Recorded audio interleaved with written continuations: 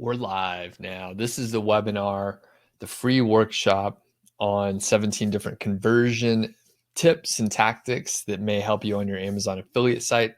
Welcome. Please let me know in the chat if you can hear me, number one. Number two, I'm interested to hear if there are new people, if it's your first time attending, if you've been to one of these webinars that I do before. Just curious about that. And it does take a few minutes for people to join up sometimes. No clue on how many people we're going to have. Every now and then, we'll have 40, 50, 60 people on. Other times it's like 20 or 10. So I think it may be a smaller crowd today, which is nice because then we could answer more questions and have more discussion. Welcome. Again, if you're just joining up, let me know if you could hear me in the chat. Let me know if you've been here on other webinars before or if it's your first time on. Pre-time's on. What's up? And this is the session on 17 different conversion tips. You say the sound is good, which is great. I think I've worked through a lot of kinks over time. Farhan is on as well. Awesome. All right. And I know both of you, so you've been here before. Melissa's on. How's it going? And while we're just chilling and waiting for a few minutes, Tom's on as well. I published actually 3 success stories, pretty young Amazon affiliate sites ranging from 32 days to about 8 months or so. And people are making sales already. And these are like pretty exceptional examples.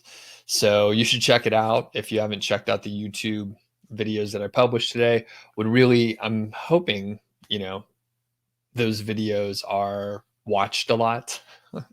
So if you can leave a comment on each or all of them, I would really appreciate it. Even if you just say, hey, enjoyed the video, it was interesting, or this was not interesting. Actually, I don't even care what you put in the comment as long as you comment. Like, if you share it, that's even better too.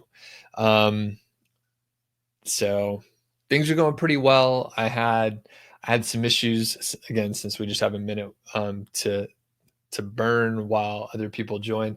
Over the past 2 weekends, I have had all sorts of like water issues in my crawl space. So we had a lot of snow over the winter, and when it melts, it has to go somewhere. We basically had like a foot or more of snow melt in like, a week or so. It's warming up, which is nice, but it was like record snow, and the crawl space, even though it's a fairly new house, like 2013, so it's only 5 years old. They have I have never had a house like this, right? So there's vapor barrier down there, and then it's like a thick trash bag, right? It covers a whole, like everything underneath there. And then there's gravel on top of that, and then another type of or another like vapor barrier, and then the water like actually seeped through. There was just so much water, it actually got on top. So there were several inches of water. So anyway, it was not awesome. So I spent a lot of time doing that. Got a little behind on a couple things. Priorities shift when there's water rising, threatening damage. So priorities shift and you just have to deal with it. All right. And Fran says you're going to watch the videos later tonight. That's cool. And I'll probably mention it again before we get out of here. Pre-time says you're struggling with conversion rate optimization, less Amazon link clicks, less conversion rate on Amazon, and a lot more low CTRs from the Google SERPs as well.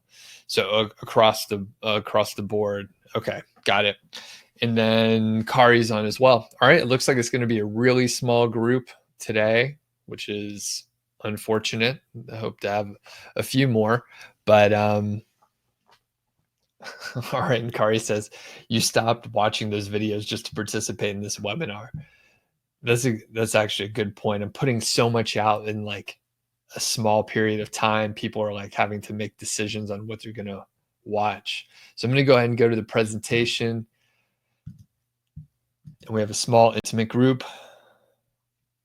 Looks like it'll be under 20. All right. So it's kind of a mouthful of a title. I'm going over 17 tactics. Some of them are going to work for you. Some of them are not. Some of them are going to relate to like how you're approaching things, and some of them won't. But that's why there's 17. You don't need to do them all. If you do a couple tweaks, you can have potentially some improvement. Most likely, there's not going to be like one thing that you do. I'll be honest with you. There's not going to be one thing that you're going to do, and all of a sudden, it's going to like change your conversion rate by like 25%. There's no little magic bullet.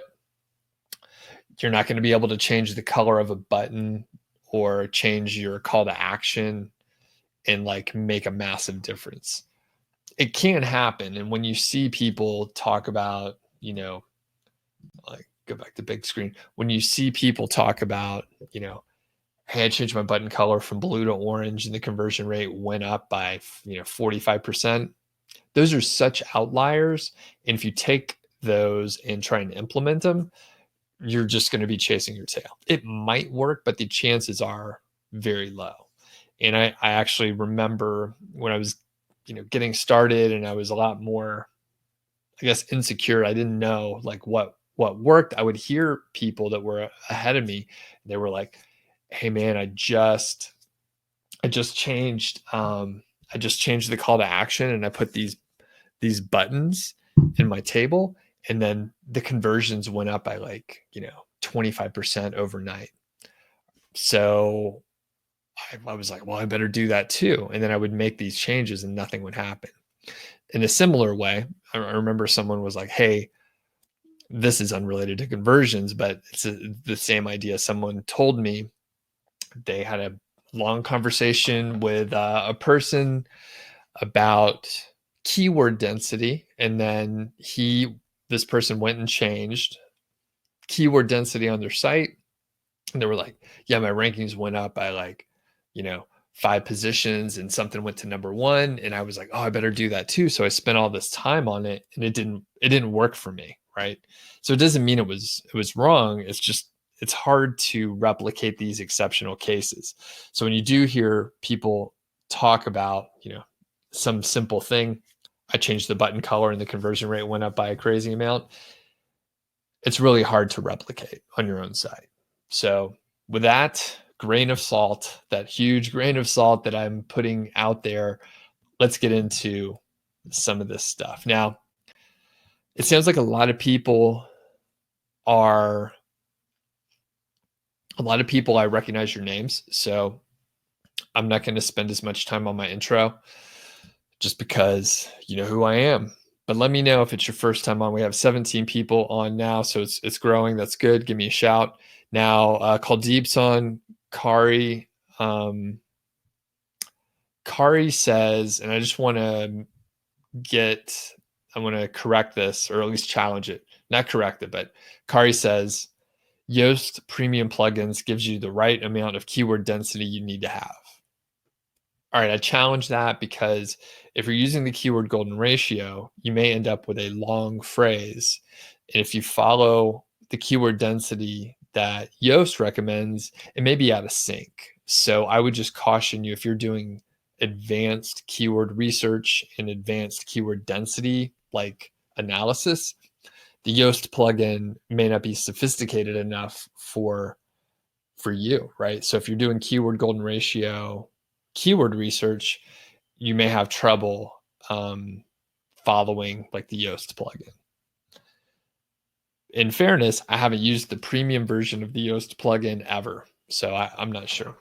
And John is on. What's up? Okay, now let's get into this thing. Sound check. People could hear me. It sounds like it's really clear. That's great.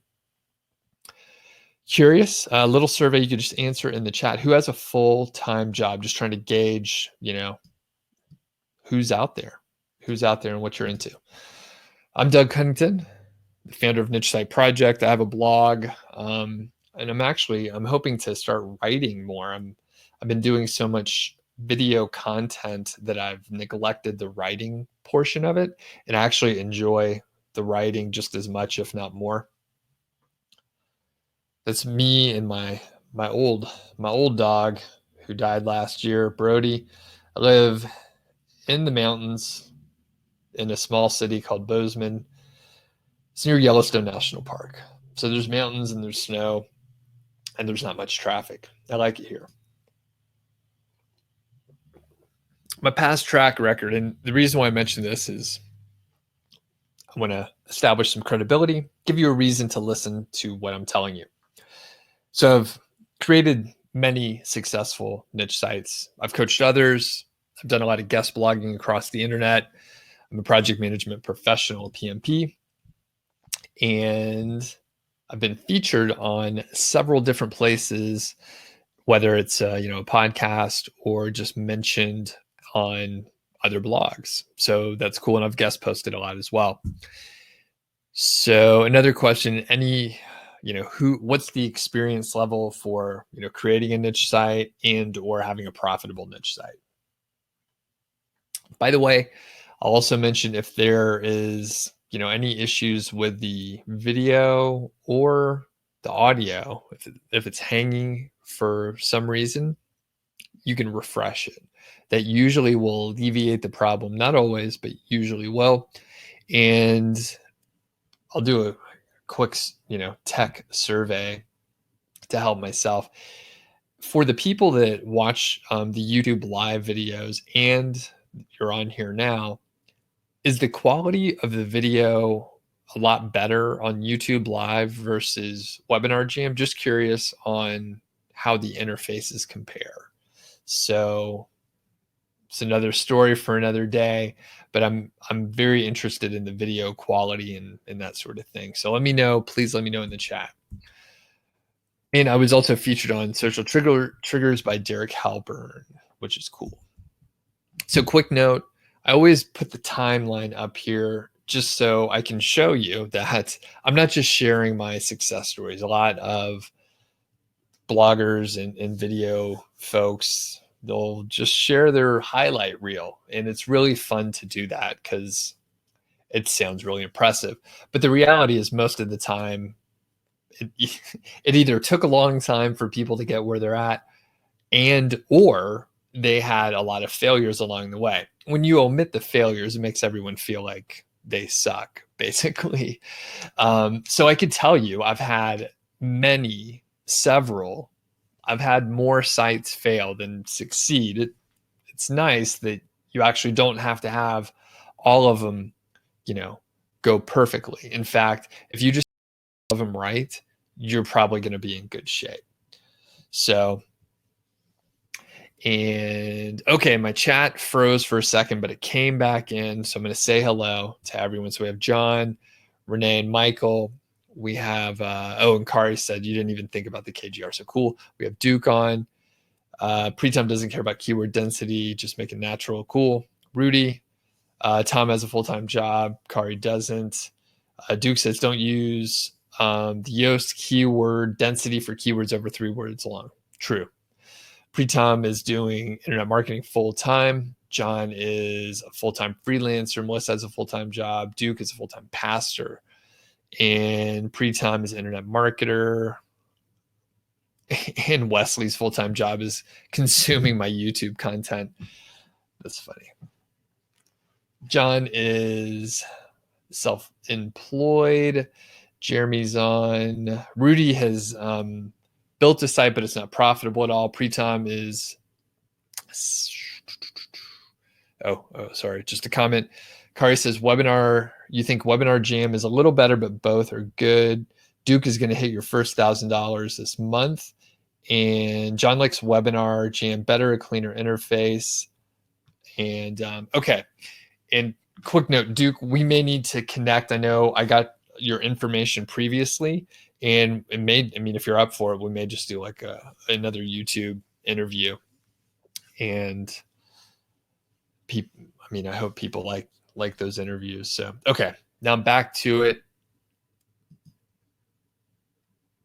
Back to the presentation. The Q&A is at the end, but since we only have like 20 people, feel free to ask questions as we go. And I should be able to even answer them as we go. So 17 tactics. I think it's 17. So number 1, get the right kind of traffic with buyers keywords. And the reason why I mentioned this should be sort of a prerequisite as you're like launching your site.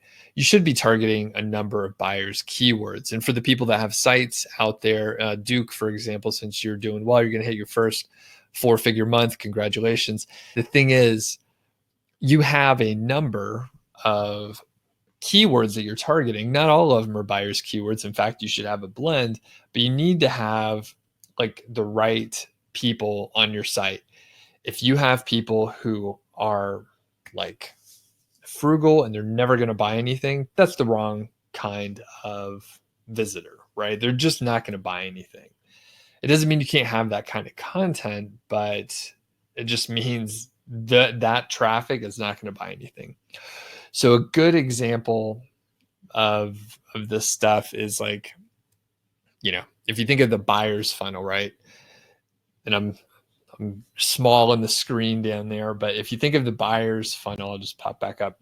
The buyer's funnel, this is the picture of the funnel here. I'll get it out of the way. So it's wide at the top, and there's some people that are just doing research, but it's like they're searching for stuff that indicates that they're eventually going to buy something. So a lot of times I'll just use my standard example of a ballpoint pen. Actually, let's use a marker today. So a Sharpie marker, and it's like best Sharpie marker for journaling, right? Doesn't quite make sense, but it doesn't matter. So a Sharpie marker, and they're doing research. They're trying to figure out like which marker to use. And that sort of search is what people use over and over again for, across all industries. It's like best product type for application, right? Best product type for application. That's a great buyer's keyword. They're probably going to buy something in the next, couple days. Now that's good for us because you don't want someone who is just learning about the product, right? What is a Sharpie marker? They're probably not going to buy anything right away. They might, but it's much better to get them further down the funnel. And, of course, at the bottom of the funnel, you end up with a small subset of people that are actually going to buy something. So not everyone searching for it is going to buy. In fact, it's just a small percentage, probably in the single digits. But the point is, if you have the right kind of users, right, the right kind of searchers, you'll have a much better time buying something. Now, as I share the screen again, a bad type of keyword would be like DIY, chains for your truck, which I have to put chains on my truck in the winter here because it's all snowy and slick. But if you're looking for like a DIY solution, you're probably not going to buy anything. It's literally a do-it-yourself situation. So buyers keywords, if you're unfamiliar, a lot of times will be in this sort of format where it's a product name and then a review, a best product name, or what kind of product name should I get? And I'll give you a specific example, like kitchen faucet. You can see it, you just fill in blank. It's like Mad Libs, and that is pretty much all there is to it. Now, there's a lot of different formats. Another great one is like model of a product versus another model of a product. That really indicates the person has done additional research ahead of time, and they're comparing two different products together. That is a great one as well. Converts really well, in my opinion. Number 2, long tail traffic and low competition traffic. So this isn't always the case, but a lot of times long tail traffic will end up being, well targeted because there's more words in there. And I may have to, I think my dog is getting herself tangled up in some of my lighting equipment. So I may have to help her get untangled in a second. But basically you end up with more specific type searches, which could be, pretty helpful as far as like getting the right sort of traffic. Now, I'm big on like low competition. So the keyword golden ratio is critical, I believe. And people are having good success. As I mentioned earlier, I published 3 success stories of sites ranging from 32 days to 8 months, and people are making money, right? They're making good money. those are good examples of implementing the keyword golden ratio, adjusting along the way, and then, making money. So if you aren't familiar with the keyword golden ratio, I have a playlist out there, but in short, it is a data-driven way to find the supply and demand of keywords.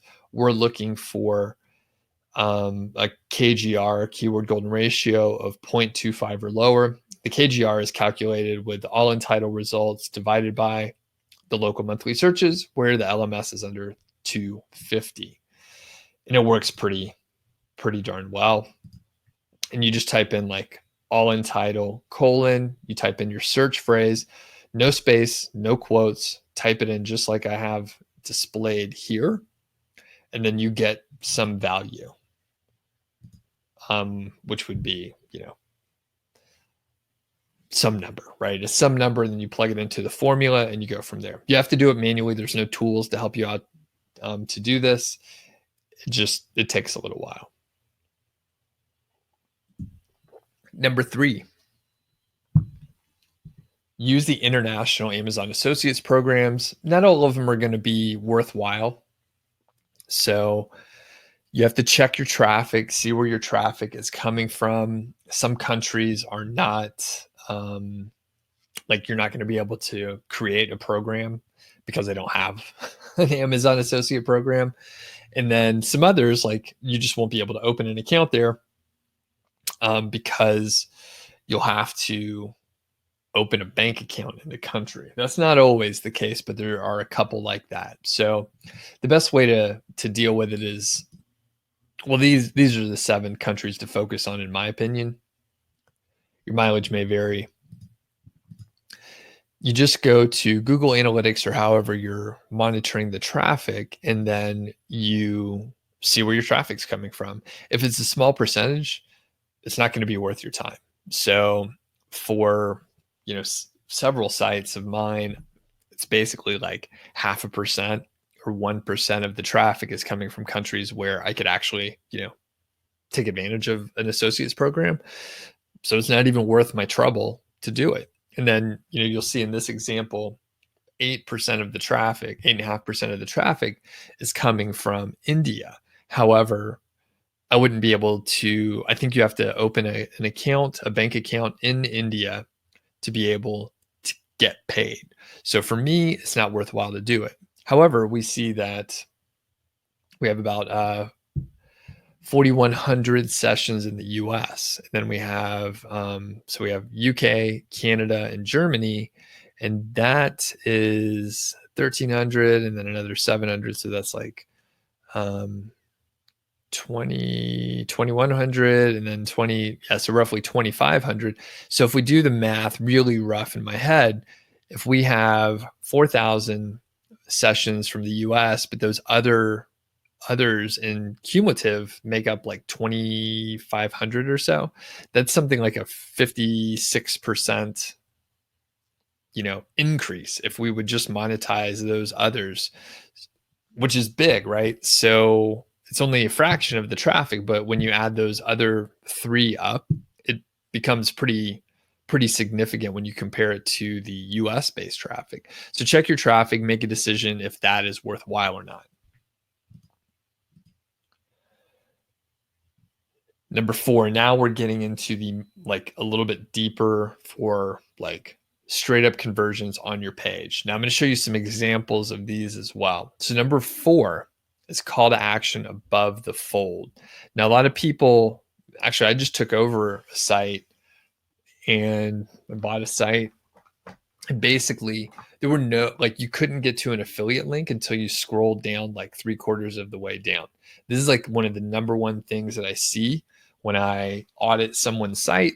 They just have, they're trying to do, good long form content. It's 3,000 words, and you have to scroll down, 3/4 of the way before you get to an affiliate link to even make a purchase if the person wanted to, right?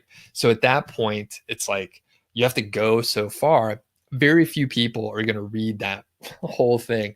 It's just the reality of how people consume content. When you look at YouTube videos or like the written word on blog pages. People are skimming, they're hardly paying attention. And basically, if you don't have a call to action high enough, people are not even going to click on it. So be sure you have one above the fold. The fold is like a newspaper term, right? So if you add your article, imagine a newspaper is folded in half. If you had like an article or a headline, you wanted it to be above the fold. If you had your story above the fold, that's a good thing. It denotes importance, right? That's where the term comes from if you're not familiar.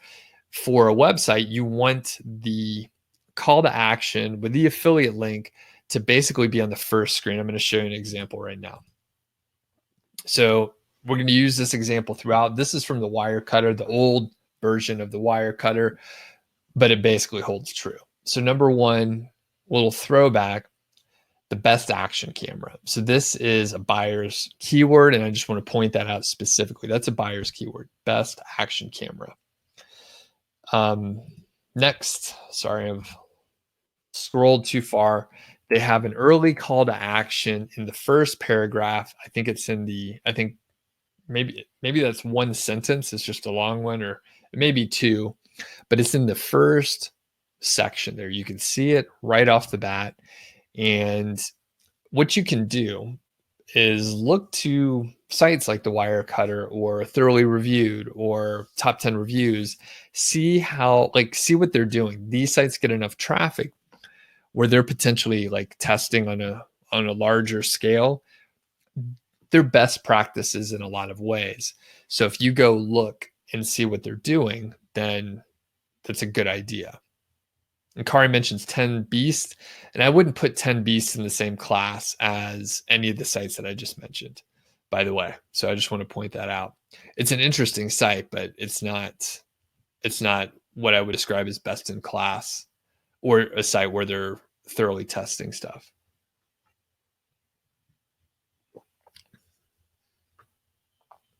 It's an interesting site, but yeah, not what we're talking about. We're talking about like the Wirecutter is owned by New York Times. It's making, millions of dollars per year, millions of visitors per year or per month, probably. So, okay, moving on. Test different calls to action. So as I mentioned before, it's rare where there's like a cure-all of, hey, just put in, this call to action, you should be good to go. It varies for site. It varies per, niche, and you never really know. Like I said, the orange buttons may convert great for someone else, but maybe blue is better on your site. Who knows? You got to test. So the example here is really around like different kinds of affiliate links. And we can see here that the Wirecutter has a nice sort of layout. It gives people different options. So the button is a link. They have the price in there. So that's something that you have to pull from the API. You can't hard code that. You can't just type it in. It has to be pulled, basically in real time. The image is an affiliate link, and the name of the model is the affiliate link too. So the interesting thing, it depends on how much your, how many people are viewing on mobile. For most people, it's a significant amount, although often not the majority. But a lot of times, like if you're scrolling on your phone or a tablet, you don't know that an image is an affiliate link. Just imagine, if you're looking at an image on your computer, on your laptop or desktop machine, you hover the mouse over an image, you see it's a clickable image, so it's an affiliate link or some type of a link. But if you're just scrolling on your phone, you may not know that an image is a link. So it's good to have the different options. Then other people are just drawn to, click on a text link versus a button. A button feels very like buy oriented.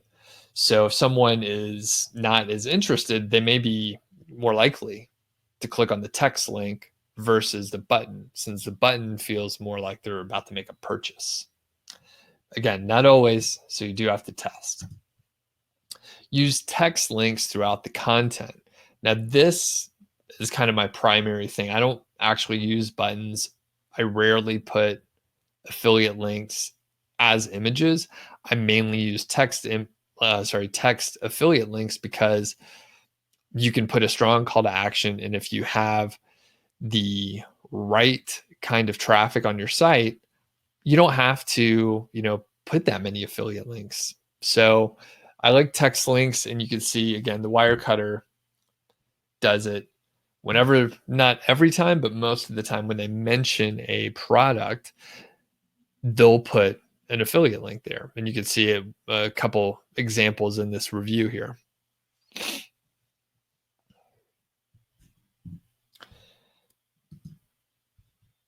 And the recommendation I would make is to, maybe put a stronger call to action. I mean, they're just giving people the option, since their reviews are so long, they're giving people the ability to click on the affiliate link in various places. Number 7, use comparison tables. So you could see here, Amazon uses comparison tables. So again, we're going best in class, and Amazon tests a lot. They obviously have a lot of traffic. They have the best sales data. They understand like what's working and what's not. If you're not sure what to put in your comparison table, go to Amazon, go to the manufacturer's website, and you'll see what they use. And you shouldn't copy directly or anything like that, but you could use it as inspiration so you are aiming in the right direction. So that is, a great thing to do. You have to be careful, right? I've seen some instances with, comparison tables where basically people put so many products on there and they put multiple affiliate links for each one of the products that they end up putting, 45 affiliate links in a very small space. And it's not going to really boost your conversions if you are just putting a ton of links in a small space. Like, the best way is to sort of introduce curiosity. So this may be an 18, but if you use a good call to action that adds curiosity, that's a good way to view it. So I actually have one coming up, another tip coming up, where you can, it's a specific way to use curiosity. So I'll tell you that in a second. I think it's one of the later ones. But the point is, comparison tables, they're a great way to present data, right? Especially tech specific kind of specifications, right? In a small space. So it's much easier to see this sort of data in a comparison table versus like written out in a sentence. Number 8, recommend related products. So, from a conversion rate perspective, you can,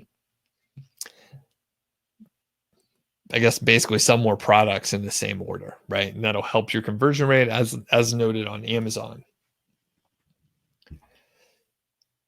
And again, we can go to Amazon to get really good ideas, because you can just go to the product that you're reviewing and they're going to tell you other stuff that people are interested in. It may be competing products, but customers who also bought this item, or customers who bought this item also bought blah, and you'll have a ton of recommendations, right? So this is a great way to go. You can get ideas for other content. You can get ideas to just mention, hey, here's accessories you may want to buy if you're interested in an action camera, which for an action camera, it's like a no-brainer. You need memory cards. You're going to need extra batteries and some sort of accessory kit. In fact, I got an accessory kit a lot like this thing here. So again, you don't have to recreate the wheel here. You can go check out and see what other people are doing on Amazon, right? Amazon tells you. They make it easy. Use high quality header images. Now, this is one where I'll mention, I have like a couple thoughts on it, right? I have a couple opposing thoughts. So the cool thing is if you have an image like this one, which was from Baby Gear Lab, another best in class type site, number one, it is an image that is not a stock image. You can tell they're actually testing it and it's out in the wild. They're using this diaper bag out on a trail or something like that. You can see they're outside. They're actually using it. That's a good thing.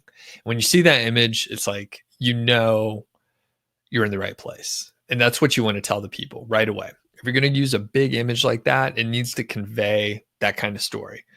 I'm in the right place based on the search that you're trying to get people there for. So that said, I often like to have an image that is like half width. So still, hopefully a high quality image, but I prefer that it's half width so you can get to the copy immediately. The issue with this giant image, this giant feature image, is you don't see any words yet. You just see like the Chelsea review. So, and Pritam mentions if I use featured images at the beginning of an article, the user needs to scroll down to see any content. That's true. And that's why, like I said, I prefer a half width image so that you could at least get some words in there. And that is what I prefer. However, there are many sites, and I can't ignore it, right? There are many sites that use the full width image. This is an example where you need to test it, right?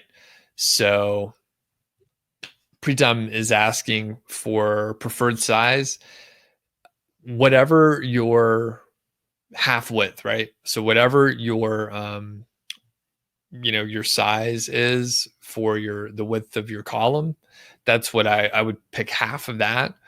Typically what I do is whatever image that I upload, I usually just pick the medium size image. I align it to the right. And then you end up with the text on the left side. You get short lines. From a copywriting perspective, that's a good thing. And yeah, so a lot of times, like the featured image within a specific like theme is too big, and I don't like it. So I don't do a featured image, or at least I don't display the featured image on the blog post. Instead, I have the half width image. Next, we have don't offer too many choices. So this goes back to decision fatigue, essentially. And, it makes sense, right? Just if we don't think about it too deep, it makes sense if you want to sell more things to give people more options.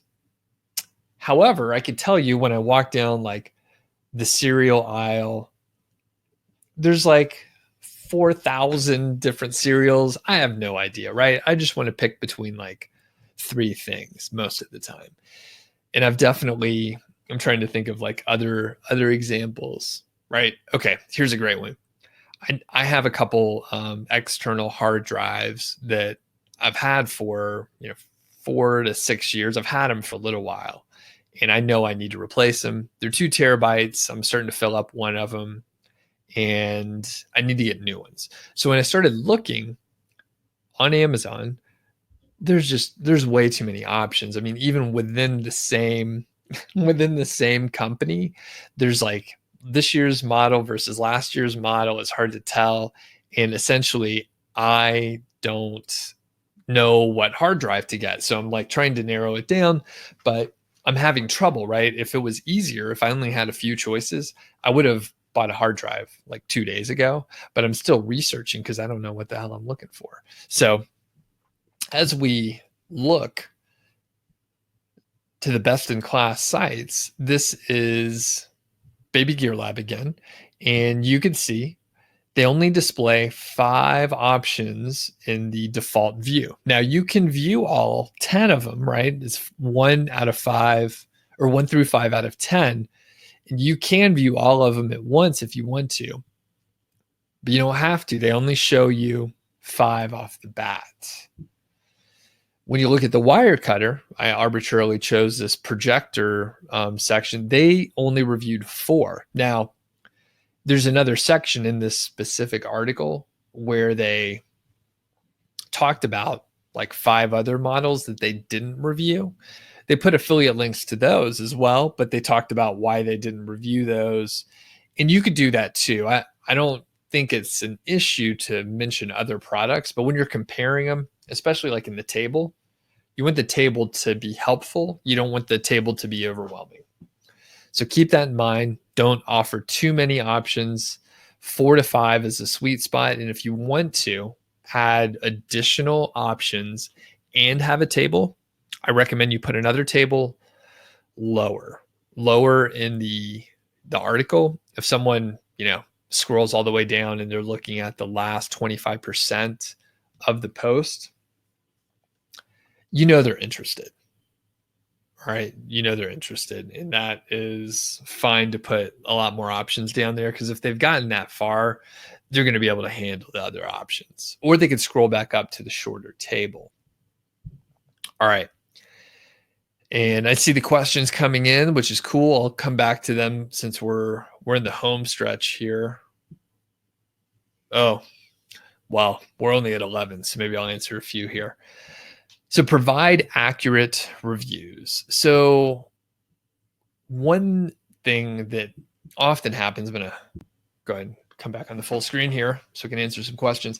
So one thing that happens when you get writers to write reviews, a lot of times they make every product sound like it's the best product. Or when you're just starting out, maybe you are writing the content and you say like all the products are good. All 5 of the products are really good.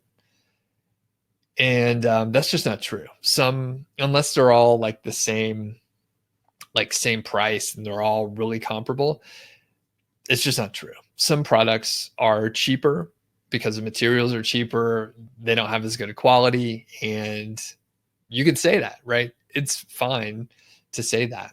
You could frame it in an appropriate way. So instead of saying like, this product is a piece of junk, don't buy it, you could say, for the less discerning user who's on a budget, this product will work well. You'll have to, there's a lot of plastic used on this particular device versus, some of the others that are more expensive. But if you just need a blank, then it's a fine option. It's just, it's an economic version. So you could frame it that way. But honest reviews are important. So if you say every product is great, people are not going to see, you as a credible source out there. Okay, now I saw some questions come through, so I'm just going to answer those, and hopefully I'm not going to miss any. John mentioned something that I want you to clarify. John says, I quote, "I think the Wirecutter is spamming their site with best product review articles." What do you mean by spamming? Can you just clarify? Because I don't think that's the case. I think maybe you mean they're publishing a lot of articles that are competing with stuff that we're trying to do. And if that's what you mean, then I would agree with you there. But I don't think they're spamming in any fashion. Rudy says, isn't buy now a hard sell? Yeah, I mean, I don't use that term. I don't put buy now. It does come off more aggressive, and I'm not pushing anything hard. So yeah, I kind of agree with you. It doesn't mean you shouldn't test it. Some people say that that's good. Other people say they don't like it.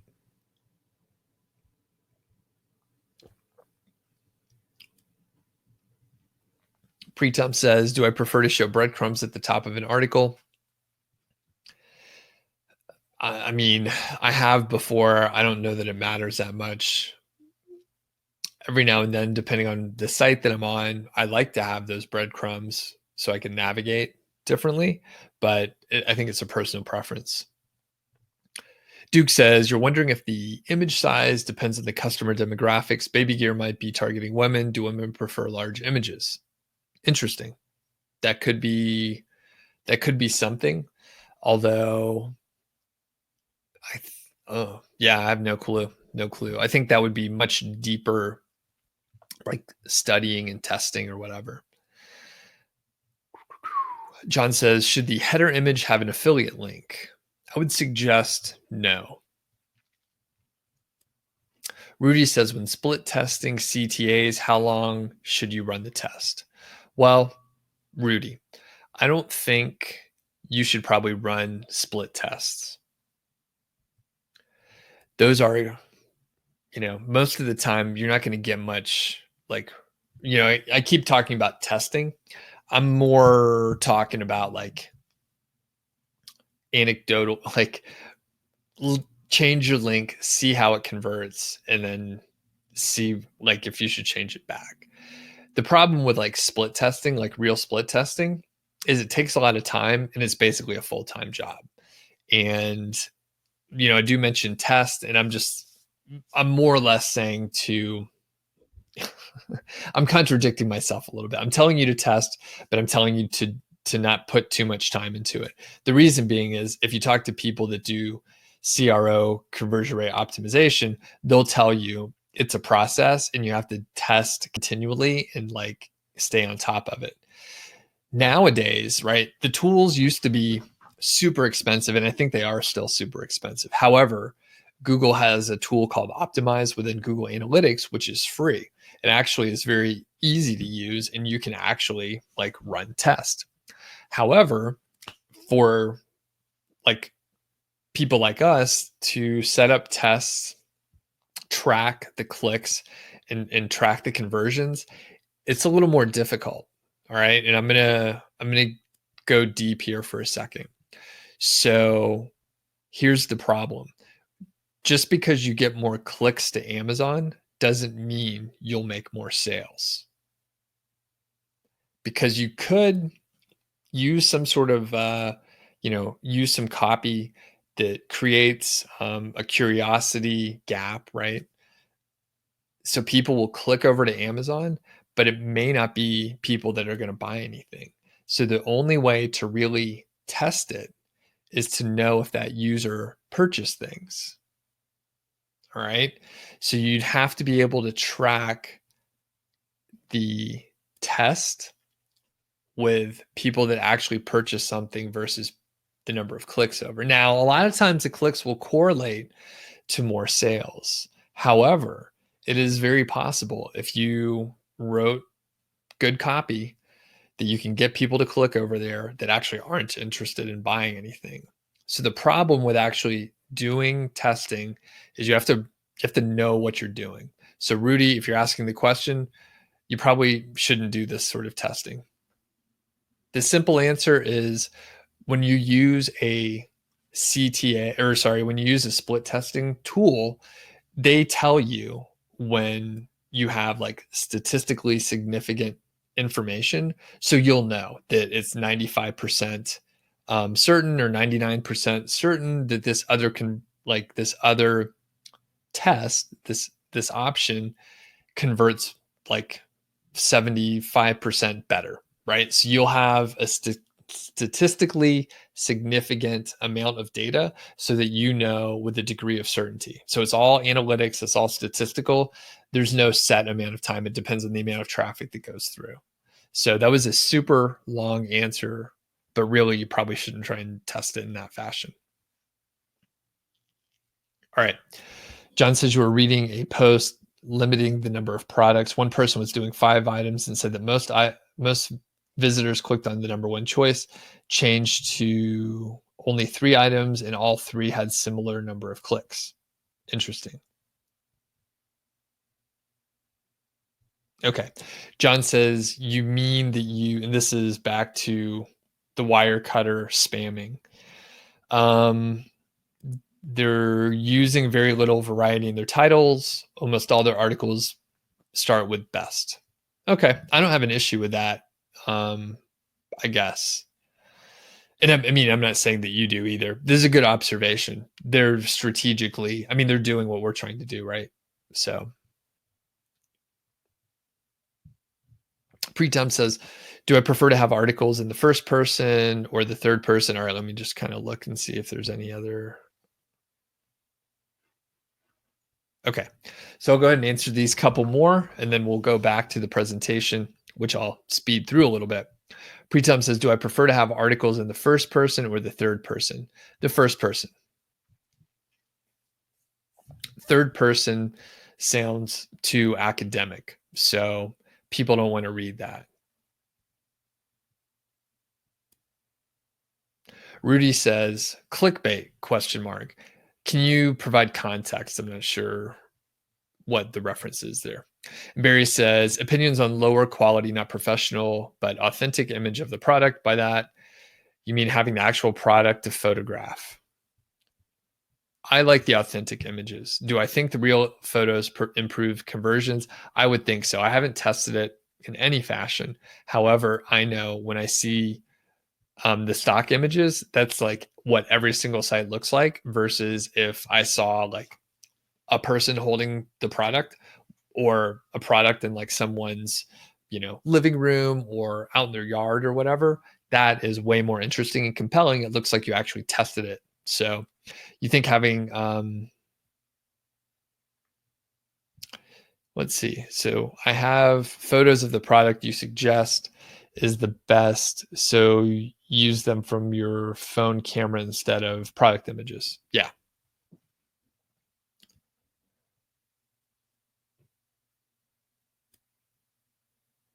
Oh, and Rudy clarified about the clickbait. Not necessarily. Yeah. So, I mean, yeah, that is a subset. Clickbait could be, but it could also just be good copywriting where you get people to go over and look at a product.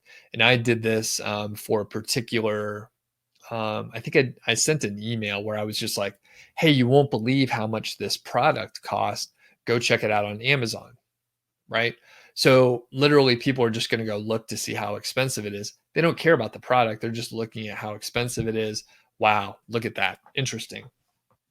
It's not going to convert well. Those are not, potential buyers. So it doesn't have to be, clickbait per se. Clickbait often, I take that to mean I'm digging into everyone's questions really deep, but clickbait often denotes like there's no like payoff, right? Clickbait, you click on it, you expect to see, you know, whatever they talked about, but you never get it. But in my instance, when I say, hey, check out the price of this product, it's very expensive. Well, that's true. They actually got the delivery. And when I sent that email out, people replied back and they said, wow, that is really expensive. My uncle would really love that. He always buys expensive stuff. So, like, it doesn't have to be, a negative connotation of like clickbait. It could just be good copywriting, but the wrong kind of customer. Okay, I'm going to go back to the presentation. Excellent questions, everyone. So provide accurate reviews. Like I said, not every product is the best. So you could say that. And people know that. 12, include videos of the products. So going back to, authentic images of the product, you can go on YouTube, search for a product. A lot of times you're going to see the manufacturer's videos. Those are great to put on because those highlight the most critical things. Additionally, you will probably find people with the product out there using it, and you could put those videos on there too. The other benefit is, longer time on your site, which is a good thing overall. And you can basically embed just about any video on YouTube. So you just click share, and if they have this embed thing available, you can just copy and paste this code, put it on your site, and you don't have to worry about copyright stuff. Like when people post videos on YouTube, by default, it's like embeddable. So that is just fine. You don't have to worry about it. You don't have to get permission or anything like that. Next is link to the Amazon review pages. So this is sort of the thing that I was mentioning before as far as like introducing curiosity. So a great call to action is, see what real owners thought, owner reviews on Amazon. You could phrase this any way you want. It really doesn't matter. One of the reasons that Amazon grew so much and people really valued, um, you know, I guess the information on Amazon is because real users spent time writing reviews, like real owners of products. So that's very insightful for someone that's about to buy it. Of course, now there's a lot of garbage reviews out there, but still, there's a lot of reviews that you can't get an idea from. So if you link to the review page, then you can get people over to Amazon. They have the cookie, and if they eventually make the purchase, hopefully, then of course you get the credit. Use best of lists. So, you could create a page on your site, and here's a quick example, right? So I don't know anything about these. I just randomly clicked around. So here are wall mirrors and then pillows, clocks, right? There's editors picks. As I mentioned, it's hard to find the products if there are too many choices. And if you go and look, you'll see that there are just dozens and dozens of different options, like my hard drive, conundrum.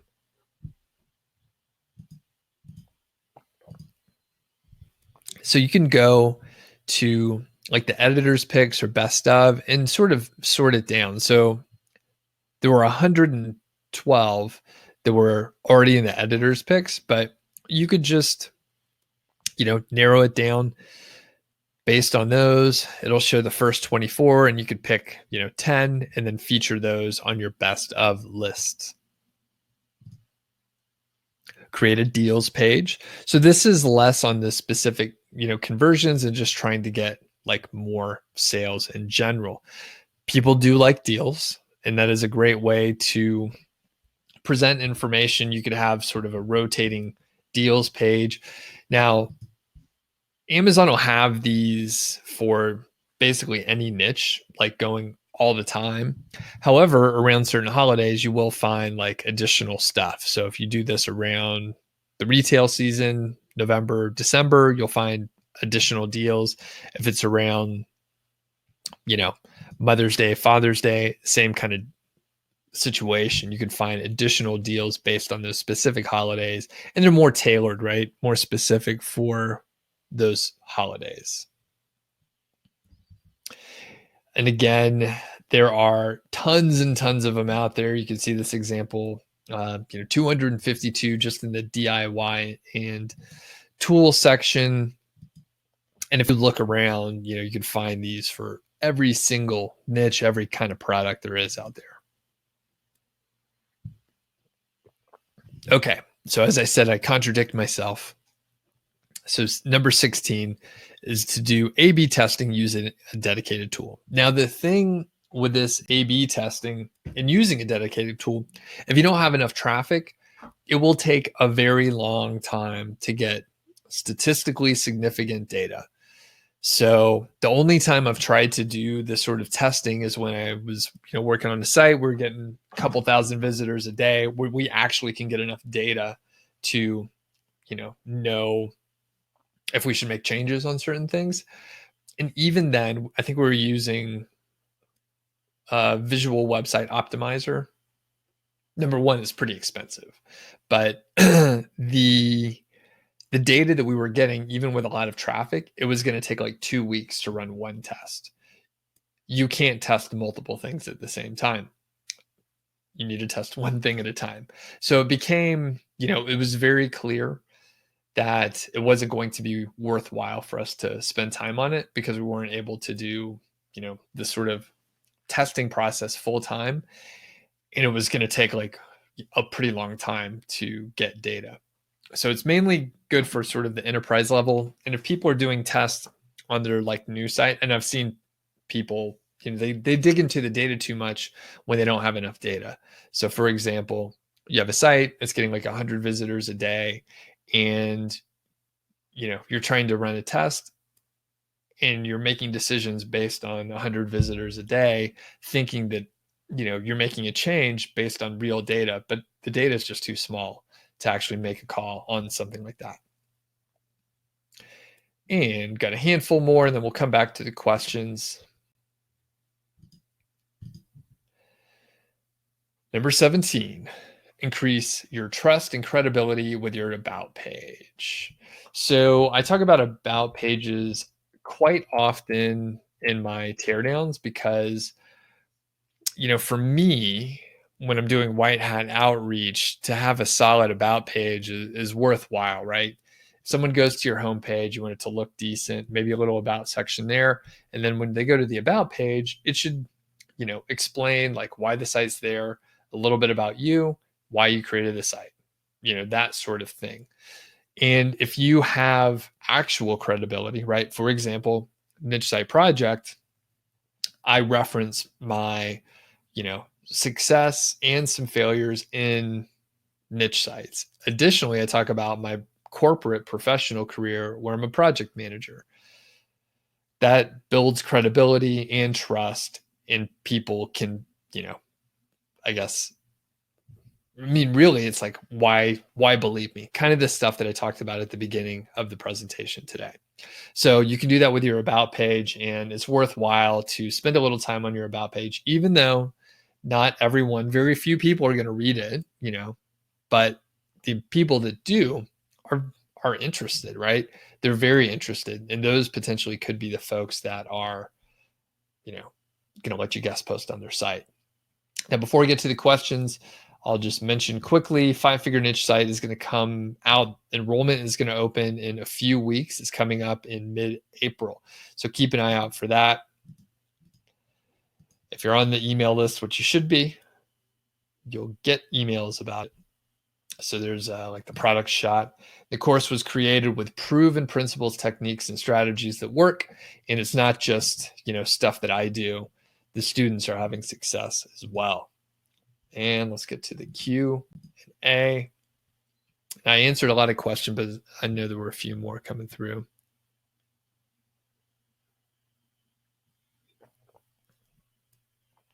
And I think, all right, I think I caught up, but just looking through the questions here. If I missed it, let me know. Pritam says, do I use schema on articles? No.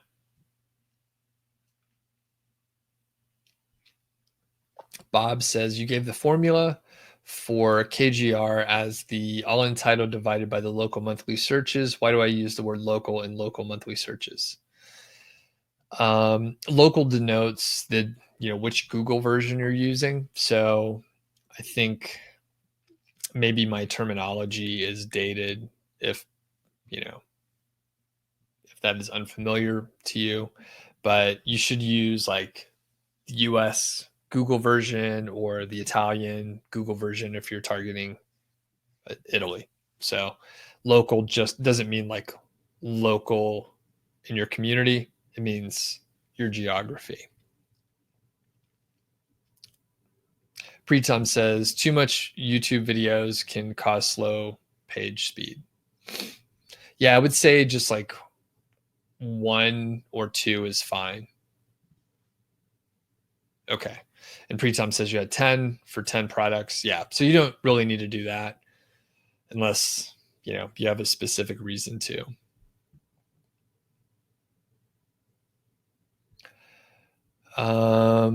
Jared is on. What's up? Kari says the about page as a I, not us. I think it's better. Okay. Thanks for letting us know. Rudy says you should mix and match, or should you mix and match stores, Amazon, Best Buy, Walmart, Target to give your readers the best deal, assuming you're an affiliate of them all? That's totally up to you. I don't. I just use Amazon, but if you wanted to, you could.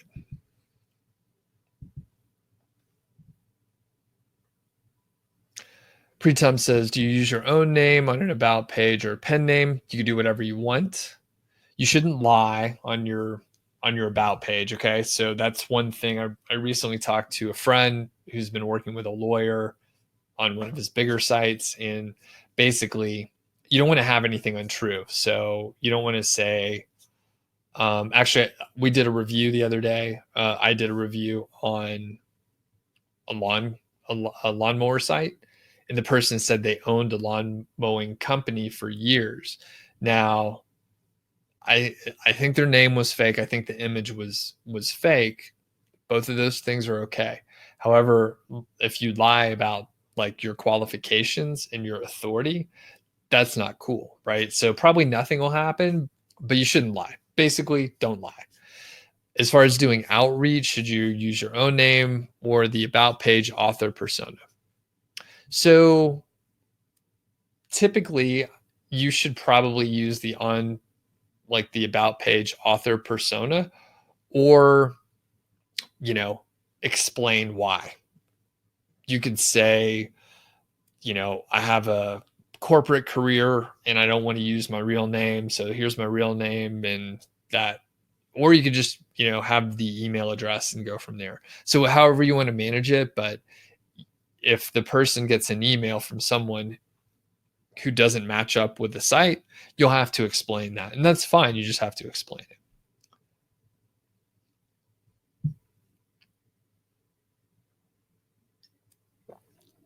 Rudy says, if you don't have a track record, should you say it on the about page? You would be honest but lose credibility because of no experience.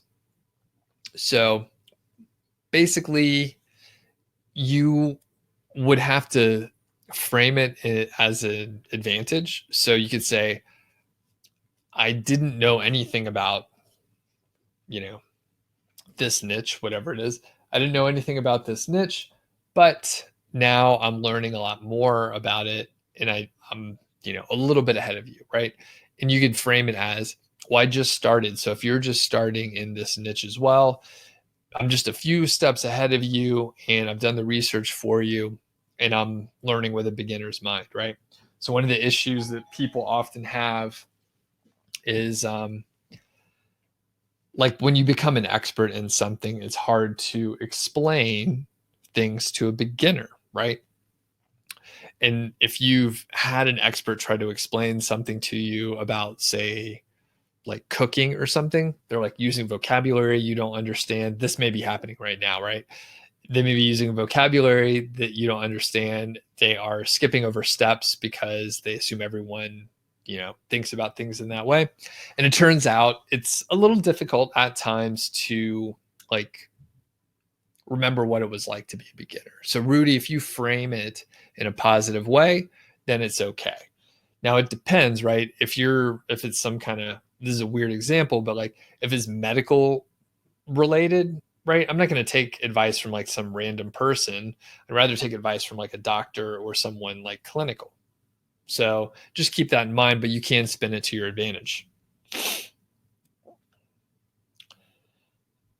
Jarrett says, do I know index category pages? Yes. The privacy policy, not always, but I think that would be fine to know index. Yeah.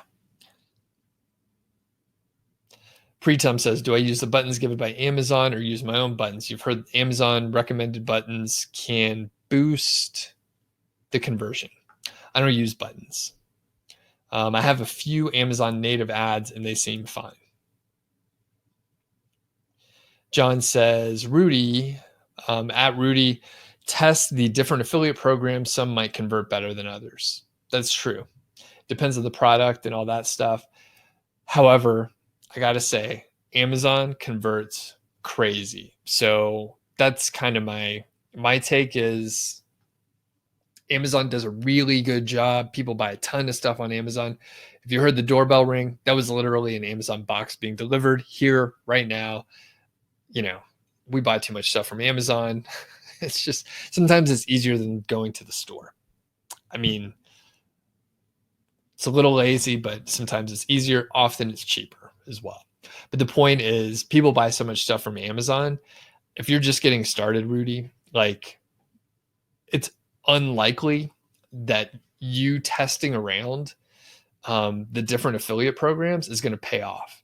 It's just going to be like more things for you to worry about. So my recommendation is to just use Amazon. And then if you start getting a crap load of traffic, then you can start testing. But until you are at a point where you're making, 10, 20K a month, you probably don't need to worry about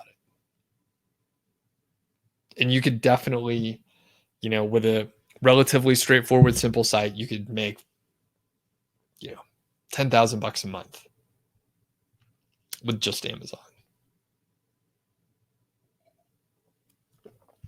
Jared says you started a niche site using the keyword golden ratio and you posted the articles a week ago, 15 in total. Some are ranking and one is on page 3. Awesome. Good job taking action. Thanks for all the guidance. It works. Unfortunately, the homepage is ranked for a page listed in the sidebar, but it's probably too early to tell. Yep. Let it hang out for a little while, and then Google will probably figure that out. So, all right. Any other questions? We made it through the presentation. And quick note, you know what? These are typically no pitch, but I'm going to make a quick little pitch here. There is a sale. Does anyone need, actually, I'll ask and then I'll place the link. There's a sale on the Ultimate Azon theme. And then there's a sale on Azon tables. Now, if I'm just making a recommendation, I would probably recommend just Azon tables. You don't need them both. The Ultimate Azon theme is, a full theme and it has tables included in it. However, unless you need a new theme, I would just go with Azon tables. It's a little simpler and it's, you can use it with different themes. Setting up the Ultimate Azon theme is a little bit of a chore, and I'm going to grab my affiliate links real quick here. Again, I'm an affiliate for these. So I do get a commission, and I see a couple other questions popped up, so I'll answer those while I am grabbing the links. Pritam says, do I use AdSense or media.net? No. Pritam says, as your site homepage is dynamic, you built most of your links to the inner pages. Is that a big problem? If yes, what type of links should I build for the homepage to diversify the link profile? Okay, it's not a big problem. You can have 30 to 60% of your backlinks going to your homepage, and that is totally fine. If you look at bigger sites, you'll see they have a lot of links to their homepage. The types of links that you should have to your homepage as far as anchor text should be branded. So name of the site. So for Niche Site Project, my site, most of the backlinks, not all, but most of them are Niche Site Project.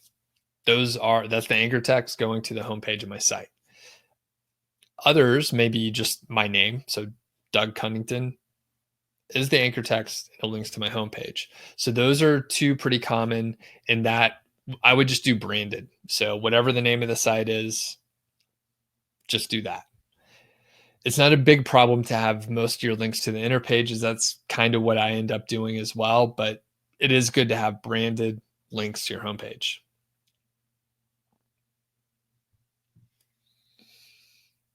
Okay, and Pritam is going crazy with the questions here, and I may recommend, Pritam, these are really good for the Q&A on Friday. So I know you're on those too.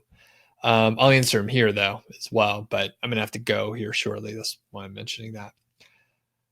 Pritam says, is there a way that you could check how much the percentage total link clicks on your website is Amazon affiliate link? Okay, this is phrased weird. I'm going to try and read the rest of your question, see if I can understand. You've tried Jetpack for it, but it has a problem. Even after you add an image through the API, Jetpack optimizes the image to their cloud, showing the image link as uploaded to your server. This is a big problem if Amazon assumes that I have downloaded an image and uploaded to my server. Okay, I feel like you're asking multiple things for it. You're asking the percentage of total links on your website The percentage of total link clicks on your website is Amazon affiliate link. Basically, no, I'm not sure. You would have to figure out the total number of clicks on your site, which I'm not sure. I'm not sure why you want that information. Now, as far as the Jetpack plugin and the cloud stuff, yeah, that could be a little bit of an issue. What I would recommend, Pritam, is to call Amazon associates or send them an email and ask them if that's a problem. And then if it is, then you could turn it off, right? So you can just turn off the optimizing the image and the cloud loading and all that. Barry says, what is my opinion on subdomains? You have two websites and your niche is a subdomain. Will that affect anything? You read that Google treats them both as different websites. I don't know. I don't have an experience with it specifically. I don't know if Google treats it as completely different websites either. So I would check with the people that, wherever you read that, check with them. If they're experts on it, check with them. If they're not experts, then you may not want to believe what they're writing. I believe, the only thing I know about it is what I knew from a few years ago, so it's not relevant now. So Barry, I'm not sure. Pritam says, do I use any backlink tracking tool, Ahrefs? You say that you noticed webmasters delete your links last week without any reason. Is there a way you could track each of your links properly and know which has been deleted? Yeah, Ahrefs. You'll be able to see that really easy. Jarrett says, when you track your keywords for your article, do I type in the entire post title? No, only the keyword that I'm tracking. Pritam says, blog commenting links are fine for the homepage? ? Yeah, that's fine. Those are fine. So, okay, any other questions? And basically, I'll take one more. I'll take one more because I need to get going here. I know there's like a 30-second delay, so I will allow. Yeah, Pritam, it's okay with the questions. Just you were like shot out of a cannon today. You had a bunch of them all lined up for me. My favorite beer. I'm really enjoying Belgian triples these days. I usually like Belgian beers in general, but I'm enjoying the triples. Okay, and what I'm going to do. I'm going to snag some of these questions to put in for tomorrow because these were good questions. Just wasn't expecting them today. So, all right, cool. Everybody have a great day. We'll catch you later. Be sure to. Oh yeah, I was going to grab the link for the for people here. Just got to get the table. The table link before I lose everyone. Yeah, it's like $20 off. They're running a sale for a bit here.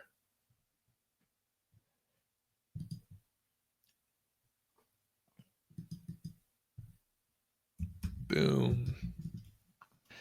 And I think there's like a 30-day money back guarantee. So if you don't like it for whatever reason, but it ties in with the Google API, it's versatile, it's responsive and all that stuff. So, oh yeah, Barry says, fan of Leffe. Yeah, love Leffe.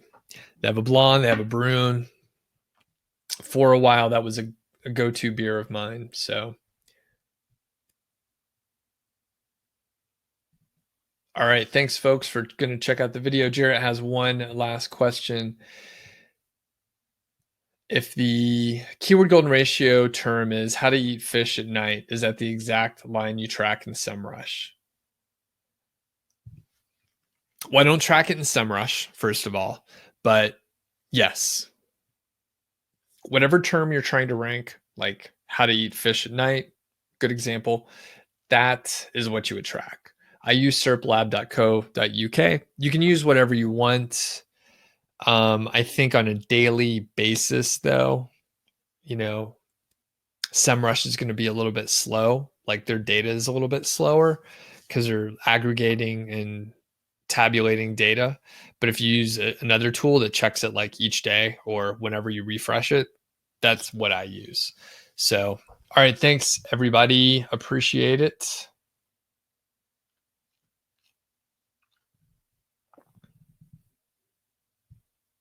Oh, and Bob says check into the one blade for shaving your head. All right, I may check it out. Yeah, I look at different shaving methods every now and then. All right, thanks everybody. I'm out of here. We'll catch you next time. Do check out the videos on YouTube. Please leave a comment. It helps other people find the videos. Like it, share it. If you find it useful or you think someone would want to watch those videos, like share the playlist. Would really appreciate it. So, thanks everybody. We'll see you next time.